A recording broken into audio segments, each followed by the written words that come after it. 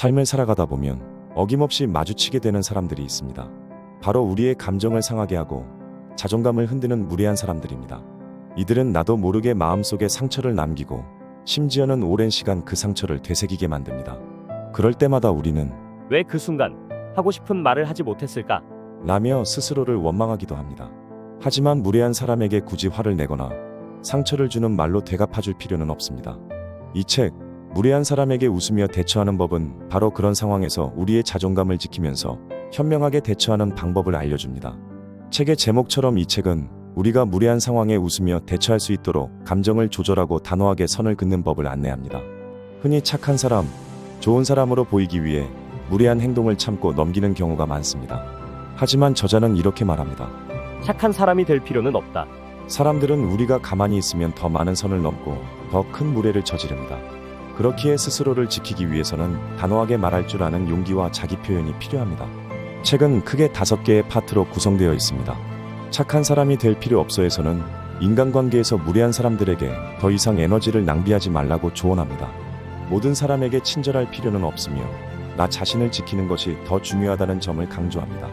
특히 모든 질문에 답하지 않아도 되라는 부분은 우리가 상대방에게 불편한 질문을 받았을 때 굳이 설명하지 않아도 된다는 깨달음을 줍니다.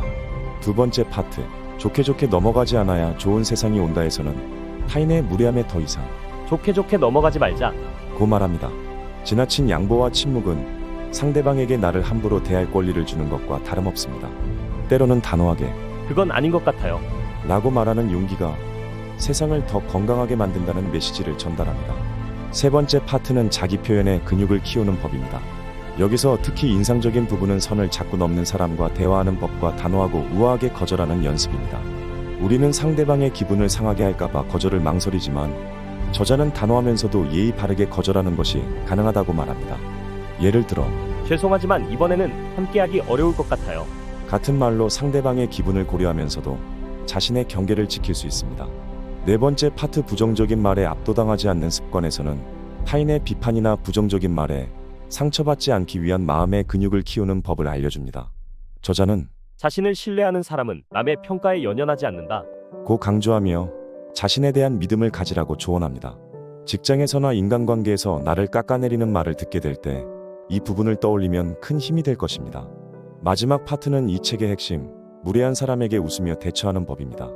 여기서는 무례한 행동이나 말에 감정적으로 대응하지 않고 가볍게 웃으며 넘어가되 필요한 순간에는 분명하게 선을 긋는 방법을 설명합니다. 특히 사람 졸업식, 헤어지면서 성장한다라는 챕터에서는 더 이상 나에게 부정적인 영향을 끼치는 사람들과의 관계를 정리하는 것도 필요하다는 것을 이야기합니다. 이 책의 가장 큰 장점은 우리에게 무례한 사람을 대하는 실질적인 방법을 알려준다는 점입니다. 무례함에 상처받고 힘들어했던 이들이라면 이 책을 통해 마음의 근육을 키우고 자기 자신을 지키는 방법을 배울 수 있을 것입니다. 저자의 조언은 단순히 감정적으로 대응하라는 것이 아니라 나를 위한 단호함과 우아함을 가지라는 것입니다. 삶에서 무례함을 마주할 때 더 이상 속으로 사귀지 말고 이렇게 생각해보세요. 그건 좀 아닌 것 같아요. 그리고 웃으며 선을 그어보세요. 나 자신을 지키는 연습이 조금씩 쌓이다 보면 어느새 더 단단하고 건강한 나를 발견하게 될 것입니다.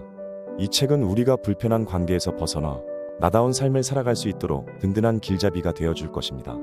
무례한 사람들에게 상처받은 경험이 있다면 이 책을 통해 마음의 치유와 실질적인 해결책을 찾아보시길 바랍니다. 오늘도 감사드립니다. 갑질은 계속된다. 멈추라고 하지 않으면 무례한 사람도 처음부터 그런 사람이었던 건 아니다. 사람은 역할에 따라 적절한 옷으로 갈아입는데 어느 순간부터 갑의 옷을 벗는 걸 잊은 것이다. 회사에서 대표인 사람이 집에서나 친구를 만날 때조차 대표처럼 행동하는 모습을 많이 봤다. 나이가 들고 사회적 지위가 올라가면서 행동을 제지하는 사람들이 줄어들자 자신이 옳다는 용기가 생긴 것이다. 그러면서 무례함이 걷잡을 수 없이 부풀어 올랐고 풍선처럼 부푼 무례함으로 높이 떠오르자 모든 사람이 그의 발 아래 있게 됐다. 갑질, 개저씨 같은 한국어가 수출되는 세상이다. 영국 매체 인디펜던트는 이 표현을 설명하며 갑질은 한국의 고질적인 문제라고 지적했다. 갑질의 대물림은 우리 세대에서 끝내야 한다. 그러려면 사회적으로 서로의 갑질을 제지할 수 있는 분위기를 조성해야 한다. 누구든 의사를 명확히 표현하는 것이 장려될 때 수평적이고 자유로운 문화가 우리의 유산으로 남겨질 것이다. 참는 것이 미덕인 시대는 끝났다. 착한 사람이 될 필요 없어. 사람은 인생에서 일어나는 수많은 선택지 앞에서 어떤 식으로든 대응해가며 성장한다. 자신이 선택한 것에 대한 책임을 배우며 성인이 되는 것이다. 하지만 소위 착한 사람들은 남들의 눈치를 보느라 자신이 무엇을 원하는지를 잊어버린다. 착하기만 한 사람들은 인생의 선택권을 자신에게 주는 것이 익숙하지 않기 때문에 자신과 관련된 문제에서조차 방관자의 자세를 취한다. 진로, 취업, 결혼 같은 중요한 결정조차 마찬가지다. 내가 온전히 선택한 것이 아니기에 잘못되면 포기하는 것도 빠르고 남 탓을 하는데도 익숙하다. 주인공이 아닌 관찰자로서 살아가는 것이다.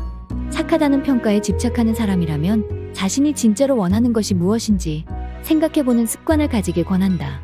주변에 그런 사람이 있다면 항상 양보하지 않아도 내 주장을 펼치더라도 미움받지 않는다. 라고 조언해주기를 바란다. 그런 훈련을 하려면 좀 미움받으면 어때? 모두에게 사랑받을 수는 없는 거니까 하고 애써 담대해질 필요가 있다. 착해지려고 애쓰지 마라. 모든 질문에 답하지 않아도 돼. 스스로에게 질문을 많이 하던 시절이 있었다. 나는 누구지? 뭘 하고 싶지? 나는 왜 이렇게 생겨먹었을까? 같은 물음, 선택할 일이 많았기 때문이다. 지금까지와 다르게 살려면 스스로에게 자꾸만 질문을 던져야 했기 때문이다. 사람들은 보통 행동을 하기 위해 확신이 필요하다고 생각하지만 사실 모든 행동은 질문에서 시작한다. 이건 왜 이렇게 하는 거지? 이 길이 맞는 건가? 라고 자신에게 물어야 한다. 나이가 들수록 스스로 던지는 질문보다 남들에게 받는 질문이 더 많아진다. 어른들은 1000번은 흔들려야 어른이 되는 것이라는 등의 말을 하면서도 정작 흔들리는 모습을 보면 답답해한다. 그 과정에서 성공에 대한 기억일수록 과장되고 미화되어 우연한 사건조차 필연으로 탈바꿈한다는 사실은 대개 간과된다. 그걸 잊은 사람일수록 남에게 이렇게 말한다. 왜 이것밖에 못해? 쓸모없으면 어때? 대통령에겐 명함이 필요치 않듯 독보적인 상위 수준의 존재일수록 자신을 설명할 필요가 없다. 높은 차원의 존재일수록 심지어 별 쓸모도 없다. 낚시를 좋아하는 사람들은 낚시 특유의 무용함이 취미로서의 가치를 최대한으로 높인다고 말하곤 한다. 누군가에겐 시간과 돈을 낭비하는 것처럼 보이겠지만 어떤 이에겐 바로 그 점 때문에 높은 가치를 가지는 것이다. 예술대학에 취업률 지표를 넣어서 부실대 판정을 내리는 교과부에 예술대 학생들은 이렇게 말할 수밖에 없다. 이건 예술인데요. 같은 맥락이다. 왜 사느냐는 질문을 받았을 때도 이렇게 대답할 수 있지 않을까? 그냥 태어났으니까. 생각해보면 나의 쓸모 있음을 끊임없이 증명하며 살아온 것 같다. 왜 그렇게 쓸데없는 짓을 하냐? 하는 얘기를 어릴 때부터 많이 들었다. 어릴 때는 여자지만 남자보다 못할 게 없다고 부모님을 설득해야 했다. 중고교 시절 책을 읽고 있으면 선생님은 그럴 시간에 문제집 하나라도 더 풀어야지 뭐 하는 짓이냐고 혼냈다. 대학교 때 사회학과에 다니면서는 졸업하면 진로가 어떻게 되느냐는 질문을 주야장천 들었다. 이제는 패기 있게 아무것도 안 하면 어때? 쓸모없으면 어때? 라고 대답할 준비를 했더니 사람들이 더는 묻지 않는다. 모르니까 쉽게 비난하거나 무시하지 않는 것. 아이들은 자기가 보는 세상이 전부라고 생각한다. 다른 사람의 처지를 상상할 수 없기에 처음 본 그 상태를 고유한 것으로 받아들인다. 자기와 타자가 분리되지 않아 자기 중심적으로만 세상을 보는 것이다. 어른인 사람은 처음부터 어른이라고 생각하기에 할머니가 엄마의 엄마라고 하면 놀라기도 한다. 어른의 시각으로 보면 패드립인 말도 많이 한다. 선생님은 남편이랑 남자친구랑 같이 살아요. 하고 해맑게 묻기도 한다. 술래잡기를 할 때도 자기가 보이지 않으면 다른 사람들도 그렇다고 생각해 몸을 숨기는 것이 아니라 손으로 눈만 가리고 멀뚱히 서 있다. 나는 여자로만 살아봐서 남자로 살아가는 일의 고충을 잘 모른다. 그래서 군대 이야기가 나오면 그냥 듣기만 한다. 다 듣고 나서 그렇구나. 힘들었겠다. 라고 할 뿐이다. 군대에 가보지 않은 내가 무슨 말을 더 할 수 있겠는가. 그런데 신기한 것은 이 정도 반응에도 남자들은 감동을 받는다는 것이다. 잘 모르니까 모른다고 인정하는 것. 모르니까 쉽게 비난하거나 무시하지 않는 것. 내가 모르는 너의 이야기를 더 들어보고 싶다고 말하는 것. 그런 역지사지를 꾸준히 해나가야 우리는 서로를 미워하지 않고 대화할 수 있다. 번거롭고 어렵지만 노력하고 싶다. 그리고 다른 사람들도 나를 그렇게 대해주면 좋겠다. 좋게 좋게 넘어가지 않아야 좋은 세상이 온다. 장교이던 남자를 사귄 적이 있다. 군인 신분이지만 출퇴근을 하기에 자주 볼 수 있어서 좋았다. 연애 초기에는 보고 또 봐도 보고 싶으니까 평일 저녁에도 약속을 잡곤 했다. 그런데 들뜬 마음으로 기다리고 있으면 그가 미안하다며 약속을 취소하는 날이 잦아졌다. 그럴 때 사유는 딱 하나였다. 윗분 지시가 내려왔다는 것이다. 설명해주는 상황들이 나로선 이해가 안 되는 경우가 많아 묻곤 했다. 그걸 꼭 퇴근 시간 후에 해야 하는 거야. 일을 왜 그렇게 비효율적으로 하지? 그러자 남자친구는 군대에선 그런 질문을 하는 게 아니라며 이렇게 말했다. 군대에는 바깥 세상과 달리 없는 게 색이 있어. 합리성, 효율성, 그리고 인권. 문제는 늘 있었다. 그걸 문제시하지 않았을 뿐이다. 나는 이번 노예 공관병 문제에서 세상이 진보한다는 희망을 봤다. 상명하복의 군기강을 사적으로 진보한다는 희망을 봤다. 상명하복의 군기강을 사적으로 남용하면 안 된다는 것, 군인에게도 인권이 있고 그것을 존중해야 한다는 것. 이 당연한 이치가 그동안 군대는 원래 그런 곳이라는 말로 무시되어 왔다. 하지만 원래 그런 건 어디에도 없다. 아무리 그래도 이건 아니잖아. 하고 누군가 목소리를 낼 때 세상은 서서히 변하기 시작한다. 다들 그렇게 살아. 좋은 게 좋은 거지. 같은 말은 그만하고 비상식적인 관행 앞에서 눈을 감지 않겠다고 다짐할 때 세상은 진짜로 좋아진다. 2017년 10월 국방부는 공관병 제도를 폐지했다. 제도가 생긴 지 60년 만의 일이다. 선을 잡고 넘는 사람과 대화하는 법. 심리학 용어 중 퍼스널 스페이스라는 말이 있다. 개인이 쾌적하게 있기에 필요한 점유 공간을 뜻하는 말인데 나라마다 사람들이 적절하다고 생각하는 거리가 다르다. 예를 들어 일본은 1.01m, 미국은 89cm 정도라고 한다. 미국인보다 일본인이 안전거리를 더 길게 둔다는 얘긴데 한국인은 아마도 미국인보다 일본인에 가까울 것이다. 엘리베이터 안에서 낯선 사람과 가까이 있게 될 때 불편한 이유도 지하철에서 자리가 났을 때 최대한 떨어져 앉으려고 하는 것도 이 퍼스널 스페이스를 지키려는 본능 때문이다. 문화인류학자 에드워드 홀은 퍼스널 스페이스란 단순히 물리적 거리만을 뜻하지 않는다. 마음의 거리다. 라고 말한 바 있다. 낯선 사람과의 일정한 거리를 두고 날씨 정도를 화제에 올릴 뿐이지만 친분이 있는 사람과는 가까이 앉아 깊이 있는 주제까지 이야기할 수 있다. 마음의 퍼스널 스페이스가 다르기 때문이다. 이 영역에 감각이 있는 사람들은 타인을 대할 때 관계의 친밀도에 따라 적당히 거리를 유지하기에 인간관계를 원만히 할 수 있다. 반면 이 감각이 뒤처지는 사람들은 자꾸만 선을 넘는 발언을 하거나 친밀도에 맞지 않는 질문을 던져 상대를 불편하게 한다. 부정적인 말에 압도당하지 않는 습관. 피하고 싶은 상황을 만나더라도 기죽지 말자. 매일 조금씩 단호하고도 우아하게 거절하는 연습을 해보는 거다. 거절에 필요한 자신만의 언어를 사용하다 보면 인간관계에서 오는 스트레스를 줄이는 데 도움이 된다. 여기서 핵심적인 것은 일일이 상처받지 않는다와 상대방 페이스에 휘말리지 않는다. 이 두 가지다. 미셸 오바마는 민주당 전당대회에서 그들 부부를 공격하는 트럼프의 행태를 간접적으로 비판하면서 이렇게 말했다. 그들은 저급하게 가도 우리는 품에 있게 갑니다. 회사에서 멘토를 찾지 말 것. 회사는 아름다운 곳이 원래 아니다.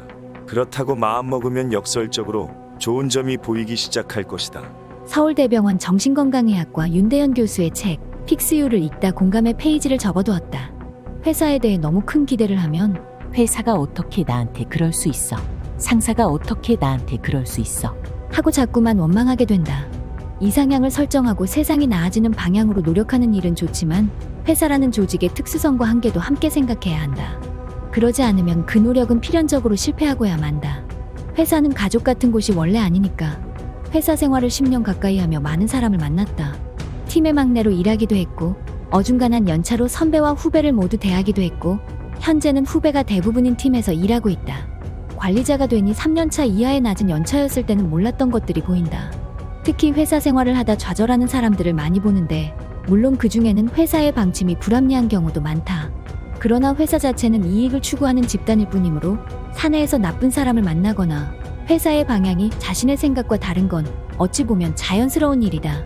냉정하게 들리겠지만 도저히 맞지 않으면 퇴사하면 될 일이지 자책하거나 괴로워하며 올 필요는 없다. 자존감 도둑 떠나보내기. 관계에서 불행을 느끼면서도 헤어지지 못하고 그로 인해 더욱 자존감이 낮아져 나중에는 헤어질 엄두조차 내지 못하는 사람들을 주변에서도 종종 보았다. 특히 부모, 친구, 연인, 직장 상사 순으로 나이를 먹을 때마다 자신을 휘두르려는 사람이 바뀌어 간다. 삶의 어느 한때에 관계에서 주도권을 잡아본 경험이 없으면 성장의 과정에서 만나는 사람들에게 자꾸만 휘둘리게 된다. 만날수록 해하게 되는 자존감 도둑들이다.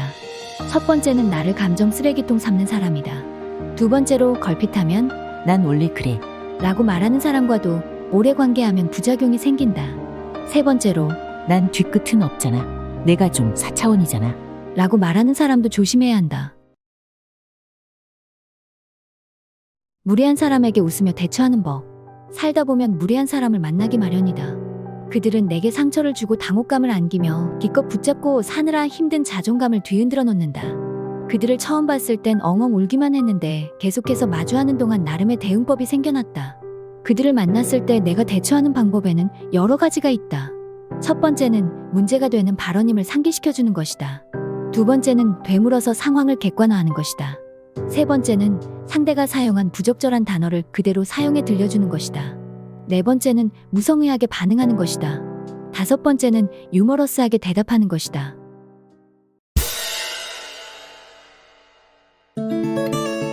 구독! 좋아요. 알림 설정